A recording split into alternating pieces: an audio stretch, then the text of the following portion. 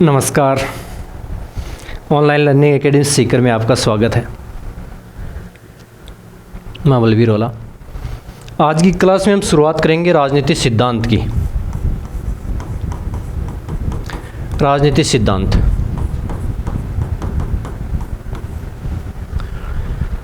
राजनीतिक सिद्धांत की बात करने से पहले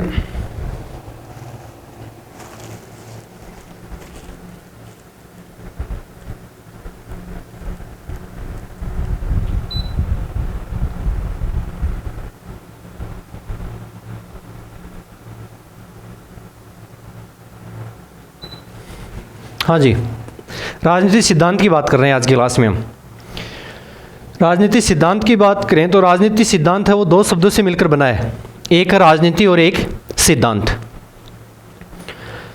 पहले हम राजनीति की बात करते हैं, उसके बाद में सिद्धांत की बात करते हैं और उसके बाद में देखेंगे राजनीतिक सिद्धांत क्या होता है। एक एक शब्द का पहले थोड़ा विश्लेषण कर लें कि राजनीति किसे कहते हैं। राजनीति पॉलिटिक्स शब्द है, इंग्लिश में पॉलिटिक्स है, इसका हिंदी रूपांतरण है राजनीति।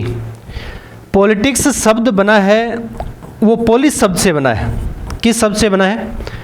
पोलिस शब्द से, जो कि ग्रीक भाषा का शब्द है। कौन सी भाषा का? ग्रीक या यूनानी भाषा का। और इस पोलिस का अर्थ होता है नगर राज्य। राजनीति की शुरुआत सबसे पहले पॉलिटिक्स शब्द बना है वो पोलिस से बना है, जिसका अर्थ होता है नगर राज्य। नगर राज्य यानी ऐसा राज्य जो छोटा राज्य हो, एक नगर तक ही सीमित हो, ऐसा राज्य को क्या बोलते हैं? नगर राज्य। राज्य और नगर राज्य दो चीज़ें हैं। राज्य होता है वो एक देश के लिए राज्य शब्द प्रयोग किया जाता है, जिसमें राज्य की विशेषता होती है, जिसमें जनसंख्या हो, निश्चित जनसंख्या हो और वो एक निश्चित भूभाग में रहते हो, जिनकी सरकार हो और सरकार भी कैसी हो? संप्रभु हो। एक निश्चित क्षेत्र में जो निश्चित लोग रहते हैं और उनकी एक सरकार हो और सरकार भी किसी दूसरे देश या दूसरी सरकार के अधीन न हो, ऐसे क्षेत्र को क्या बोला जाता है? राज्य बोला जाता है, इस समूह को। तो नगर राज्य किसे बोलते हैं? नगर राज्य छोटे क्षेत्र में, जैसे मान लीजिए 5000 व्यक्ति किसी जगह पे रहते हैं और उसमें ये सारे गुण हो, यानी उनकी जनसंख्या 5000 है और भूभाग भी कम है, सरकार हो और वो संप्रभु हो, ऐसे क्षेत्र को नगर राज्य बोलते हैं। यानी छोटे क्षेत्र को, छोटे राज्य को क्या बोला जाता है? नगर राज्य। यूनान में ये जब अरस्तु के समय की बातें हैं, अरस्तु और प्लेटो के समय की, तो यूनान में जो छोटे छोटे क्षेत्र थे, एथेंस है, स्पार्टा है, इस प्रकार के, वो नगर राज्य थे और अब उनको पोलिस बोला जाता था। और नगर राज्य में जो भी नागरिक रहते थे और उन नागरिक, नगर में रहने वाले व्यक्तियों को नागरिक, और उन नागरिकों के समस्त जीवन का अध्ययन,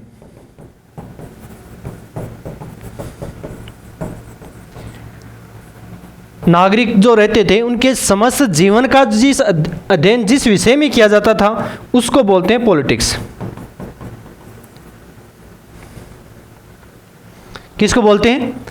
नगर राज्य के जो नागरिक रहते हैं, नागरिकों के समस्त जीवन का,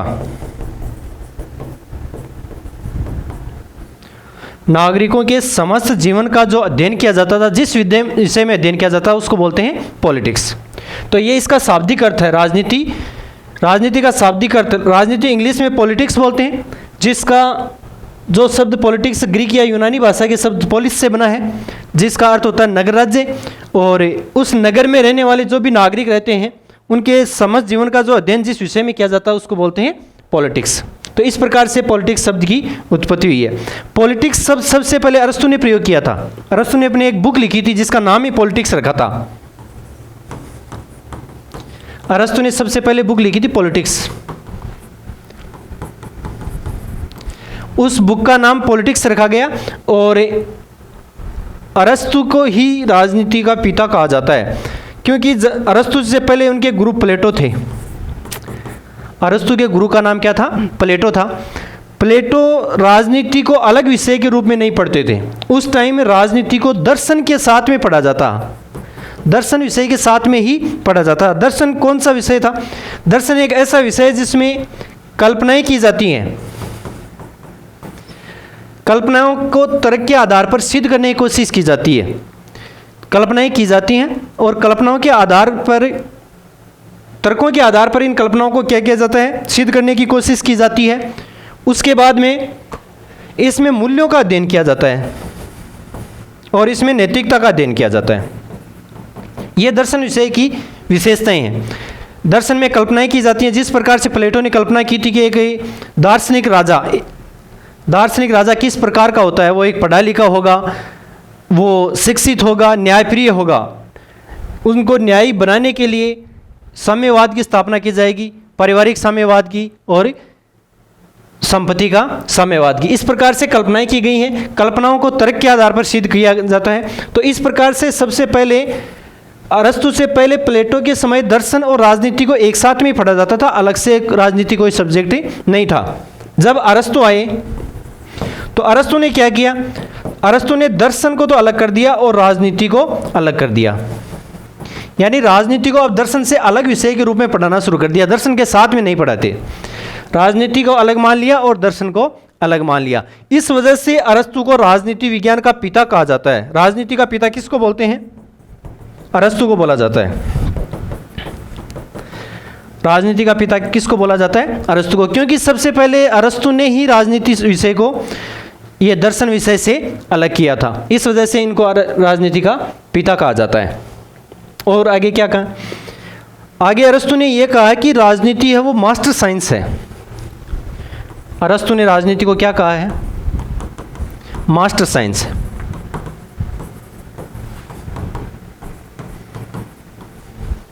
मास्टर साइंस का मतलब हो गया सर्वोच्च विज्ञान।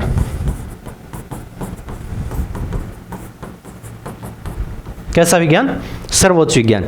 यानी ऐसा विज्ञान जिससे ऊपर कोई दूसरा विज्ञान न हो। यानी जितने भी विज्ञान है अपने यहाँ, उनमें सबसे ऊंची विज्ञान किसको माना गया है? राजनीति को माना गया। क्यों माना गया? इसका कारण है कि किसी देश की शासन व्यवस्था राजनीति के विषय के अंतर्गत आती है, और जिस देश की शासन व्यवस्था अच्छी होगी वहाँ ही बाकी विषय अच्छे तरीके से कार्य कर पाते हैं। बाकी साइंसों का विकास भी, बाकी विज्ञान का विकास भी यदि शासन व्यवस्था अच्छी होगी तभी हो पाएगा, वरना बाकी विज्ञान भी अच्छे तरीके से विकास नहीं कर पाएंगे। यानी सबसे मुख्य रूप से राजा अच्छा होना चाहिए। राजा अच्छा होगा तभी वहाँ के वैज्ञानिक सही ढंग से रिसर्च या अध्ययन कर पाएंगे। इस वजह से राजनीति विज्ञान को मास्टर साइंस कहा गया है अरस्तु के द्वारा। बहुत बार क्वेश्चन पूछा गया ये कि मास्टर साइंस किसने कहा है? राजनीति को मास्टर साइंस किसने कहा? ये क्वेश्चन बहुत बार पूछा गया है। ये किसके द्वारा कहा गया है? अरस्तु के द्वारा। उसके बाद में राजनीति के आगे और बात करते हैं। ग्रामसी ने राजनीति के बारे में क्या कहा है? ग्रामसी ने राजनीति को कहा एक्टिविटी पर एक्सीलेंस। एक्टिविटी पर एक्सीलेंस। एक्टिविटी पर एक्सीलेंस। देखो, ग्रामसी ने राजनीति को क्या कहा है? एक्टिविटी पर एक्सीलेंस। यानी ऐसी एक्टिविटी पर एक्सीलेंस का मतलब होता है सर्वोच्च। पर एक्सीलेंस का मतलब होता है जिसके बराबर कोई दूसरा ना हो। उसको एक्सीलेंट, एक तो होता है एक्सीलेंट, एक होता है पर एक्सीलेंट। एक यानी ऐसा जिसके बराबर किसी और का उद्देश्य न हो, सर्वोच्च उद्देश्य जिसका हो। यानी एक ऐसी एक्टिविटी है जो सबसे ऊंची एक्टिविटी मानी गई है।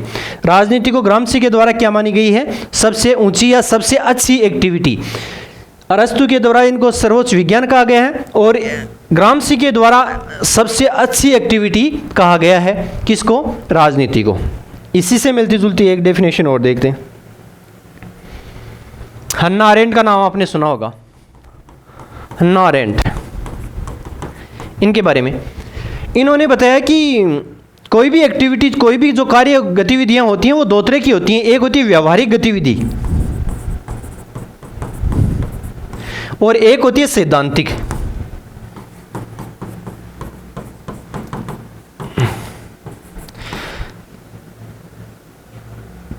जो भी गतिविधियां होती हैं वो दो तरह की होती हैं।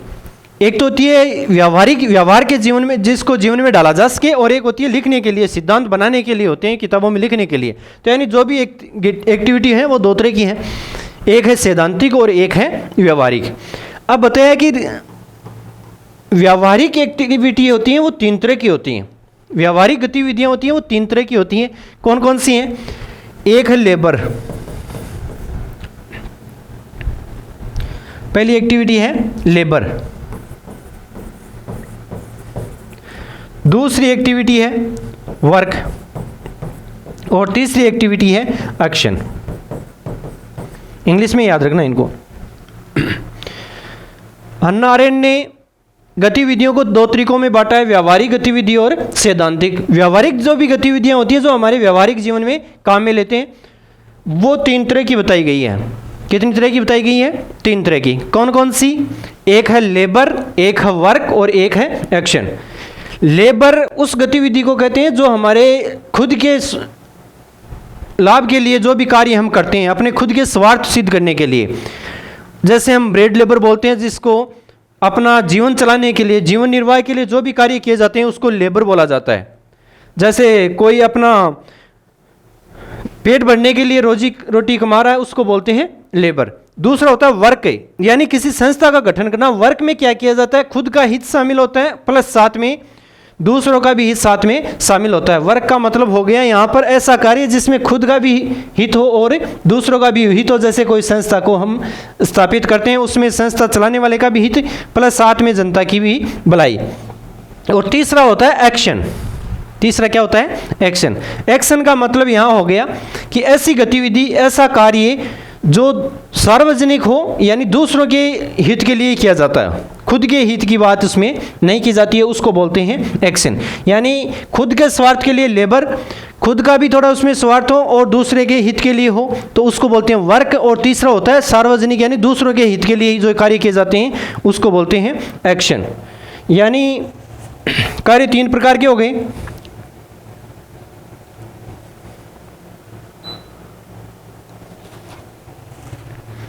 लेबर, वर्क और एक्शन। तो राजनीति को हन्ना अरेंट ने एक्शन बताया है। कैसी गतिविधि है? एक्शन है। यानी ये एक इस प्रकार की गतिविधि है जो दूसरों के हित के लिए कार्य किए जाते हैं। इसमें राजनीति को ऐसी गतिविधि माना गया है हन्ना अरेंट के अनुसार जिसमें दूसरों के कार्य हित के लिए कार्य किए जाते हैं। जिस प्रकार से नेता होते हैं वो खुद की हित के लिए न करके, जैसे प्रधानमंत्री मोदी जी हैं, वो अपना हित के लिए कार्य न करके जनता के हित में कार्य करते हैं, यानी उसको बोलते हैं एक्शन। तो हन्ना अरेंट ने राजनीति को क्या बताया है? एक्शन है। ये ऐसा एक्शन है जिसमें जो स्वतंत्र और समान नागरिक होते हैं, यानी एक्शन बताया है। और इस एक्शन में क्या होता है? स्वतंत्र वह समान नागरिक, समान नागरिकों के बीच अंतःक्रिया होती है उसमें। देखो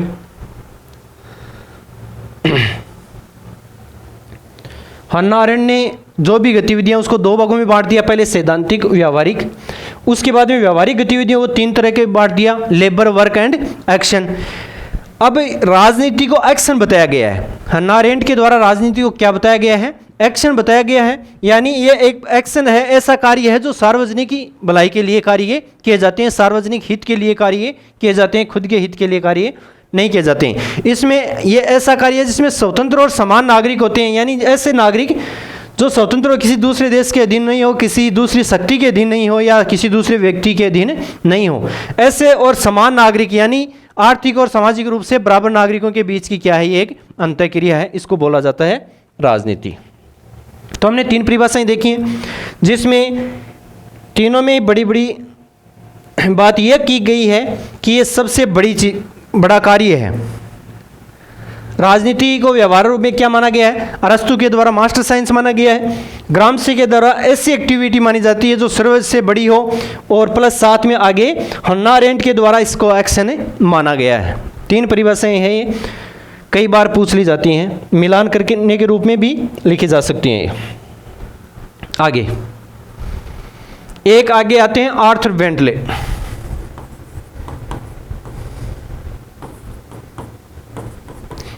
इनकी बुक का नाम है द प्रोसेस ऑफ गवर्नमेंट। उसमें इन्होंने बताया है, ये समूहवादी विचारक हैं, समाजशास्त्र से भी आते हैं कई बार। इन्होंने बताया कि द प्रोसेस ऑफ गवर्नमेंट में इन्होंने कहा है कि ये अंतर समूह संघर्ष है। दो चीज़ें बताएं।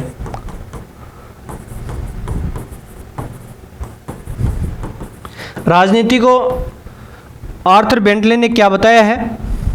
अंतर समूह है संघर्ष। एक और लिख देता हूं साथ में, जो भी व्यवहारवादी होते हैं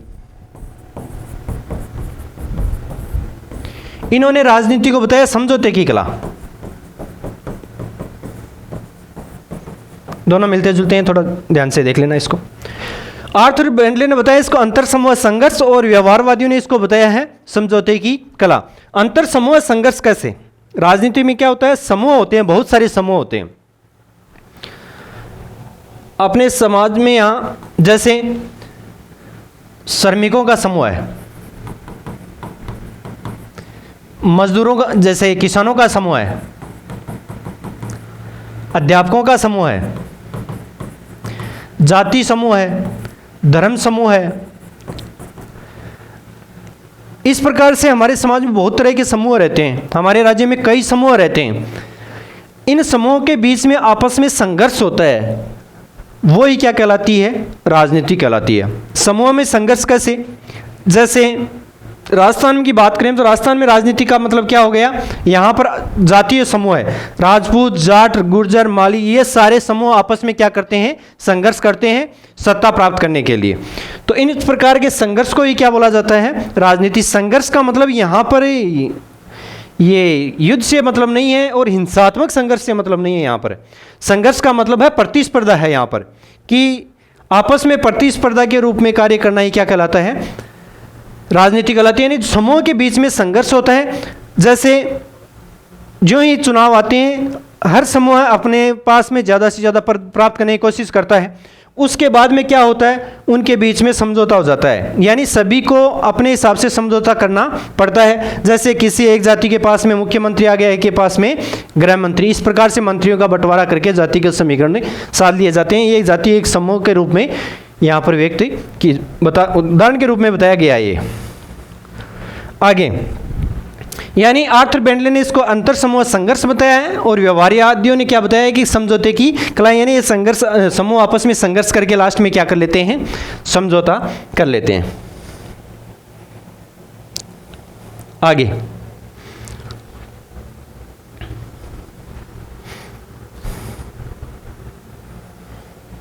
देखो, शक्ति के रूप में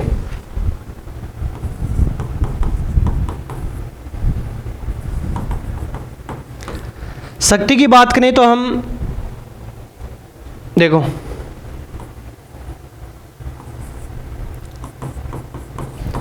कैटलिन व लास्टवेल की बात कर लेते हैं पहले। कैटलिन और लास्टवेल ने कहा है कि यह शक्ति के लिए संघर्ष है।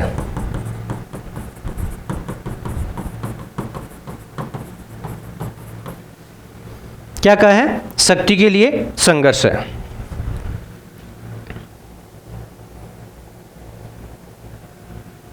ये उदारवादियों का कथन है भाई।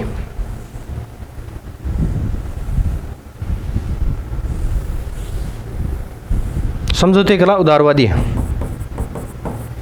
व्यवहारवादी तो शक्ति के रूप में बताते हैं।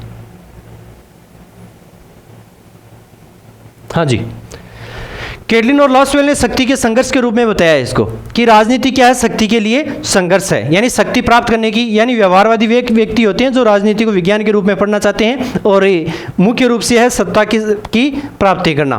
तो कैटलिन और लास्टवेल ने कहा कि शक्ति के लिए संघर्ष ही क्या है? राजनीति है। शक्ति यानी सत्ता प्राप्त करने की जो कोशिश की जाती है उसको क्या कहा जाता है? राजनीति कहा गया है। लास्टवेल ने क्या कहा है? अगले लॉसवेल की बुक का नाम है who gets what when and how, politics who gets what when and how. ये बुक बहुत बार पूछी जाती है। इनमें कहा है कि ये राजनीति क्या होती है? प्रभाव व प्रभावी का अध्ययन किया जाता है। राजनीति को क्या कहा गया है? राजनीति प्रभाव यानी शक्ति और शक्तिशाली व्यक्तियों का अध्ययन किया जाता है, उसको ही क्या बोला जाता है? राजनीति। प्रभाव व प्रभावी का अध्ययन, शक्ति व शक्तिशाली का ही अध्ययन क्या कहलाता है? राजनीति कहलाता है। इसी प्रकार से हम बात करें केट मिलेट की। ये नारीवादी विचारिका है केट मिलेट, जिसकी बुक का नाम है ये सेक्सुअल पॉलिटिक्स। इसमें क्या कहा गया है? इसमें ये केट मिलेट ने सेक्सुअल पॉलिटिक्स में कहा गया कि पावर स्ट्रक्चर रिलेशन है ये।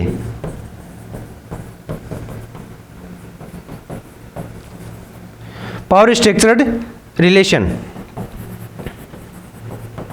शक्ति संरचित संबंध।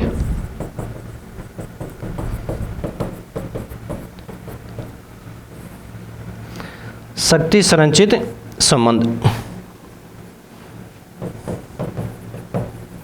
देखो केट मिलेट ने क्या कहा, पावर स्ट्रक्चर्ड रिलेशन, यानी ये एक शक्ति के रूप में संरचित एक संबंध होता है। राजनीति क्या होती है, शक्ति के रूप में ही संरचना बनी हुई होती है। शक्तिशाली के द्वारा कमजोर पर नियंत्रण करना, शक्तिशाली के द्वारा कमजोर पर नियंत्रण करना ही क्या है, ये राजनीति है। इसमें कहा गया कि देखो आगे लिखते हैं इस चीज को, केट मिलेट को यहां लिखते हैं।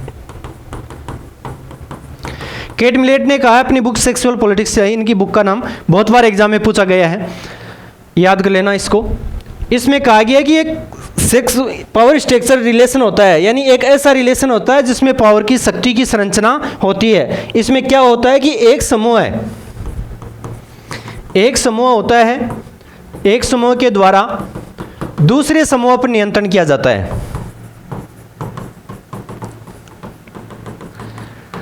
राजनीति क्या होता है, एक समूह के द्वारा दूसरे समूह पर नियंत्रण करना ही क्या कहलाती है, यहाँ पर राजनीति कहलाती है। एक समूह कौन सा हो गया, ये नारीवादी विचारिका है। नारीवादी विचारक वो होते हैं जो ये बताते हैं कि महिलाओं की स्थिति पुरुषों से खराब है, यानी महिलाओं को पुरुषों के बराबर का दर्जा नहीं मिल रहा है, यानी लैंगिक रूप से महिलाओं को समाज के द्वारा दबाया गया है, और ये महिला पुरुष की समानता की बातें करती हैं, इसको नारीवादी विचारक बोलते हैं। इसमें एक समूह तो हो गया पुरुष, और दूसरा समूह हो गया यहां महिलाएं, यानी पुरुषों के द्वारा महिलाओं पर नियंत्रण करना ही क्या कहलाता है, राजनीति कहलाता है। किसके अनुसार, केट मिलेट के अनुसार। केट मिलेट ने पावर स्ट्रक्चर रिलेशन बताया ही ये, और इसमें कहा गया कि ये एक समूह के द्वारा दूसरे समूह पर नियंत्रण करना ही राजनीति होती है, यानी पुरुषों के द्वारा महिलाओं पर नियंत्रण करना ही ये राजनीति कहलाती है। ये केट मिलेट का कथन है। उसके बाद में बात करेंगे कार्ल मार्क्स की भी बात कर लें इसके साथ में। कार्ल मार्क्स क्या कहते हैं, इन्होंने बताया कि एक अधिसंरचना होती है। राजनीति क्या होती है, अधिसंरचना, यानी कार्ल मार्क्स ने हमारे समाज में दो ही तरह की संरचनाएं बताई हैं। एक होता है आधार और एक होती है अधिसंरचना। आधार होता है मुख्य रूप से संपत्ति, धन, और इनको प्राप्त करने के साधन होते हैं, वो आधार में आते हैं। आधार कहने का मतलब है यदि कोई मकान बनाते हैं तो मकान के दो भाग बना दिए गए हैं कार्ल मार्क्स के द्वारा, एक नींव है और बाकी दूसरा ऊपर का ढांचा है। तो इनके अनुसार बताया गया है कि राजनीति क्या है, अधिसंरचना है। नींव तो क्या है, अर्थव्यवस्था है, यानी आर्थिक कार्य जो भी है, पैसे के लिए जो भी कार्य किए जाते हैं उसको तो बोल दिया यहाँ पर आधार। और अधिसंरचना बाकी जो भी व्यवस्थाएं हैं, जैसे यहाँ धर्म है और ये राजनीति है। धर्म को तो ये मार्क्सवादी मानते ही नहीं है। राजनीति को क्या माना गया है यहाँ पर, अधिसंरचना, यानी आर्थिक व्यवस्था के ऊपर ही टिका हुआ एक कार्य है। ये एक अधिसंरचना है। इसमें क्या किया जाता है कि एक वर्ग के द्वारा, कार्ल मार्क्स ने क्या कहा है कि राजनीति क्या है, ये राजनीति एक अधिसंरचना है जिसमें एक वर्ग के द्वारा दूसरे वर्ग पर नियंत्रण किया जाता है। कार्ल मार्क्स के द्वारा राजनीति क्या बताया गया है कि ये एक अधिसंरचना है जिसमें एक वर्ग के द्वारा दूसरे वर्ग पर नियंत्रण किया जाता है। केट मिलेट ने एक समूह के द्वारा दूसरे समूह पर नियंत्रण बताया है। एक समूह कौन सा है, पुरुष है, दूसरा समूह कौन सा है, महिलाएं, यानी पुरुषों के द्वारा महिलाओं पर नियंत्रण राजनीति है। यहां पर क्या कहा गया कार्ल मार्क्स के द्वारा कि एक वर्ग के द्वारा दूसरे वर्ग पर नियंत्रण। एक वर्ग कौन सा है, बुर्जुआ, और दूसरा वर्ग कौन सा हो गया, सर्वहारा। ध्यान देना, यहां दो शब्द लिख रहे हैं, एक बुर्जुआ और एक सर्वहारा। बुर्जुआ का मतलब यहां क्या है, बुर्जुआ का मतलब है यहां पर पूंजीपति, पूंजीपतियों के द्वारा। सर्वहारा यहां कौन है, श्रमिक, श्रमिकों पर नियंत्रण। कार्ल मार्क्स के द्वारा यह बताया गया है कि एक वर्ग के द्वारा दूसरे वर्ग पर नियंत्रण करना क्या कहलाती है, राजनीति कहलाती है। एक वर्ग कौन सा है, बुर्जुआ है, दूसरा वर्ग कौन सा है, सरवारा है। बुर्जुआ कौन होते हैं, जो भी पूंजीपति होते हैं। पूंजीपति कौन होते हैं, जो भी उत्पादन के साधन होते हैं उनके ऊपर नियंत्रण करने वाले, यानी उत्पादन और उत्पादन के साधनों पर नियंत्रण होता है, वो पूंजीपति कहलाते हैं। जैसे भूमि है, भवन है, खनिज स्रोत है और ये संयंत्र है, इनके ऊपर जो जिनका नियंत्रण होता है उसको बोलते हैं पूंजीपति, यानी पूंजी का मालिक है। और दूसरा सर्वहार है, यानी समाज को दो ही भाग बना दिए कार्ल मार्क्स ने। हमारा जो समाज है उसमें जिस प्रकार से आर्थर बेंडले ने कई समूह बताए हैं, उसी प्रकार से कार्ल मार्क्स ने केवल दो ही समूह बताए हैं। कौन कौन से समूह हैं, एक बुर्जुआ होता है और एक सर्वहारा होता है। यानी समाज में और कोई वर्ग नहीं है, कुछ पूंजीपति हैं और बाकी के श्रमिक हैं, यानी बीच का वर्ग इसमें नहीं बताया गया है। तो कार्ल मार्क्स के द्वारा राजनीति क्या है कि एक वर्ग के द्वारा दूसरे वर्ग पर नियंत्रण करना ही राजनीति कहलाती है। यानी बुर्जुओं के द्वारा सर्वहारा पर जो नियंत्रण किया जा रहा है उसको क्या बोला गया है, यहाँ पर राजनीति बताई गई है।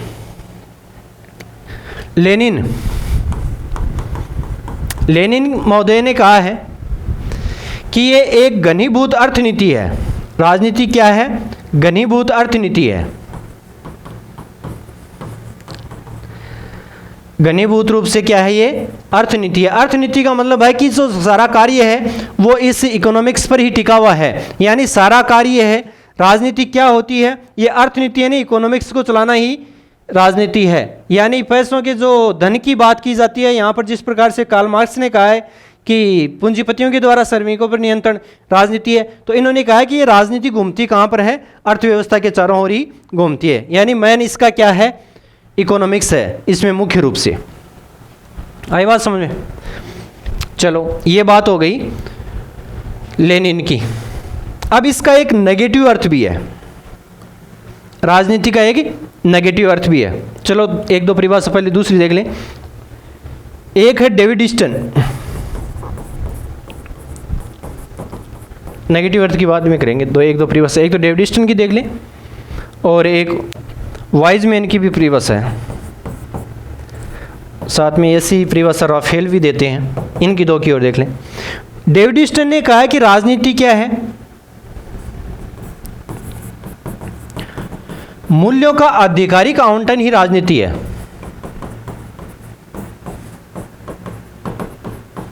मूल्यों का आधिकारिक आवंटन ही क्या है, राजनीति है। और वाइजमैन और राफेल के द्वारा क्या कहा गया है, इनके द्वारा कहा गया सीमित संसाधनों का बंटवारा।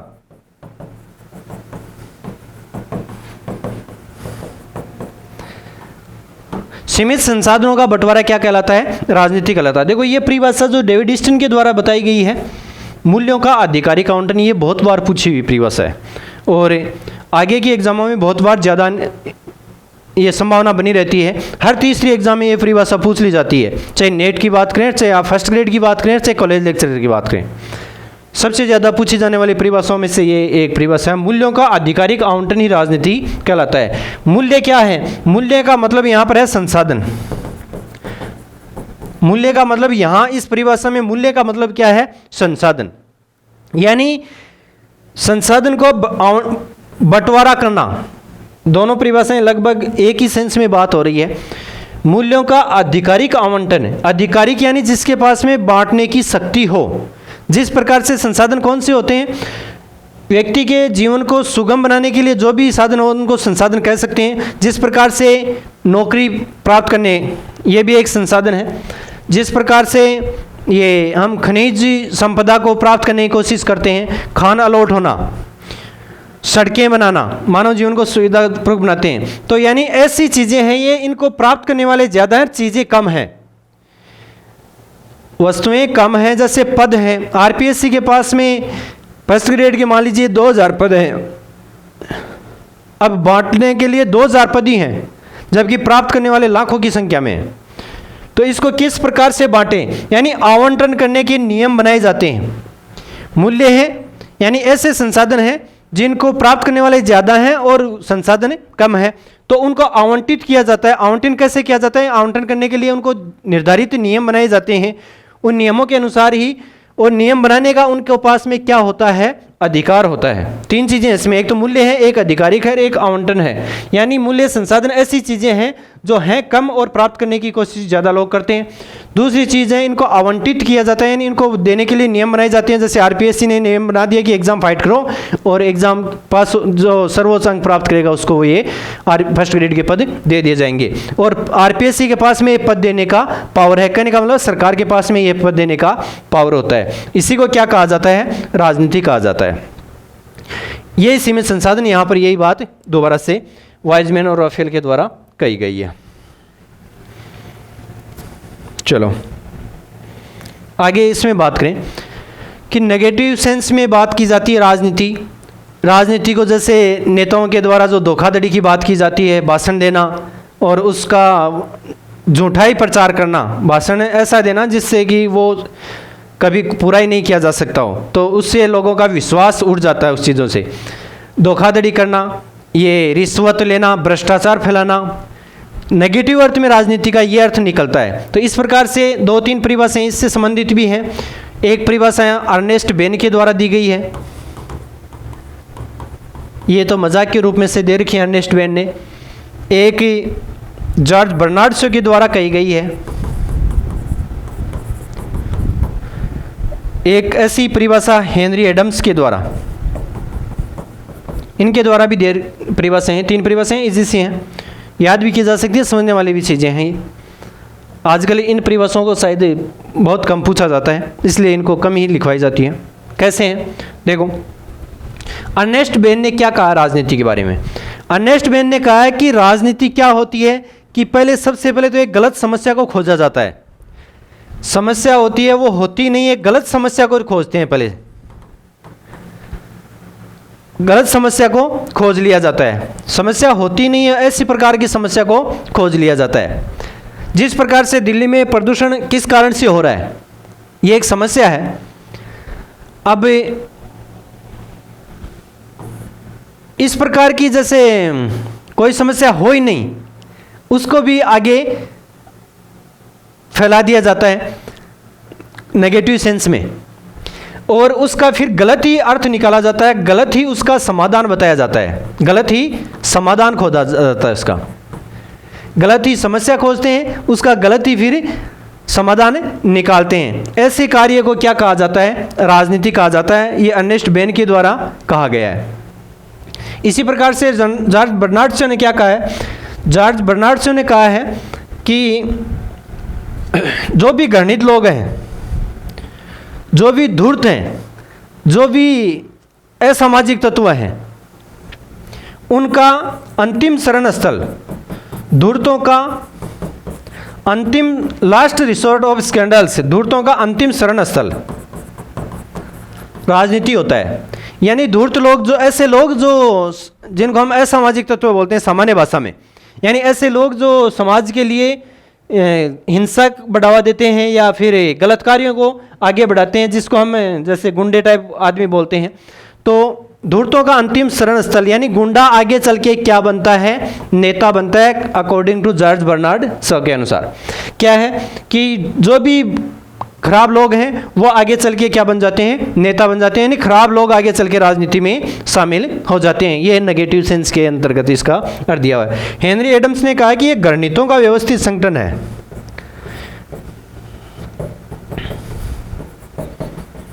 घृणितों का व्यवस्थित संगठन है, यानी यही है कि ऐसे लोग एक प्रकार से संगठित रूप से रहते हैं, यही राजनीति करते हैं। अगली बात, एक परिभाषा दे रखी है महात्मा गांधी के द्वारा। महात्मा गांधी ने कहा है कि ये जो राजनीति है, इसने आदमी को चारों ओर से जकड़ रखा है, सांप की कुंडली की तरह। जैसे सांप किसी जीव को पकड़ के उसके चारों ओर लपेटे लगा लेता है, तो वो फिर जीव क्या करता है? छुड़ा के जा नहीं सकता, केवल उसमें अपने छुड़ाने की कोशिश कर सकता है, जूझ सकता है वो। तो गांधी जी ने कहा है कि राजनीति क्या है।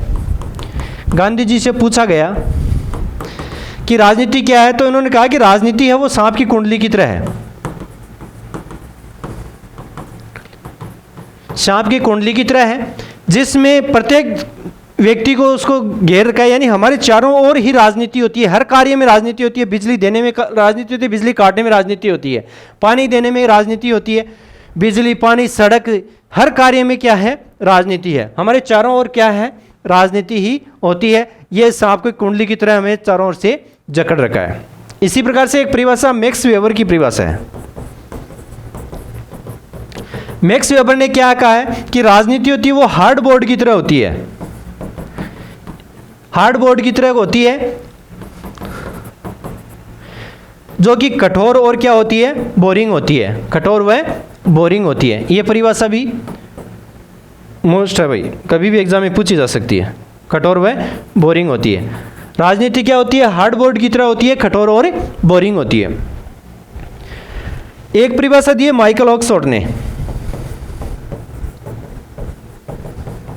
माइकल ऑक्सफोर्ड ने क्या कहा है? माइकल ऑक्सफोर्ड ने कहा है कि राजनीति क्या है? तो राजनीति एक सीमाहीन समुद्र है। यानी राजनीति क्या हो गई? एक सीमाहीन समुद्र हो गई, जिसमें ना कोई ठहरने का स्थान है, ना कोई बंदरगाह है। इसमें जहाज को चलाते रहना है, अपना बैलेंस बनाए रखना है। यहाँ समुद्र है, ये ना तो दोस्त है और ना ही दुश्मन है। राजनीति इसी का नाम है। यानी राजनीति क्या है? एक सीमाहीन समुद्र की तरह है। यानी ऐसा समुद्र है जिसकी कोई सीमा नहीं हो, सीमाहीन समुद्र की तरह।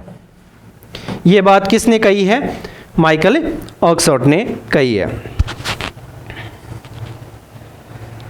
इस प्रकार से हमने कुछ परिभाषाएं देखी है राजनीति की।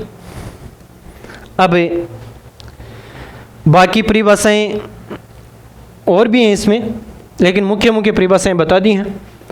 अगली क्लास में हम सिद्धांत के अर्थ जानने की कोशिश करेंगे। उसके बाद में राजनीतिक सिद्धांत का अर्थ स्पष्ट करेंगे। क्लास ज़्यादा बड़ी हो जाएगी, इस वजह से आज की क्लास में इतना ही। Thank you. जय हिंद।